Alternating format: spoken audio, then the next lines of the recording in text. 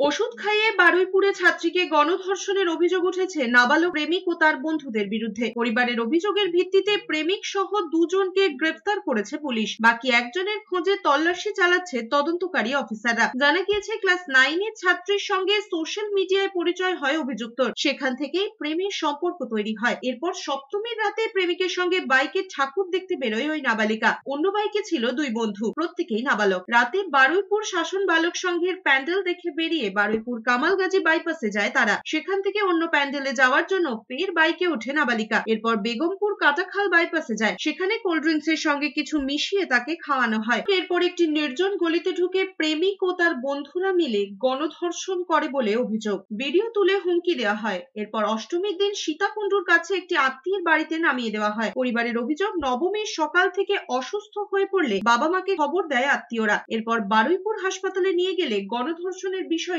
সামনে আসে। পরিবারের অভিযোগের ভিত্তিতে প্রথমে প্রেমিক এবং তার এক বন্ধুকে গ্রেফতার করে পুলিশ, যদিও আরেকজনকে গ্রেফতার করা যায়নি। তার খোঁজে তল্লাশি চলছে।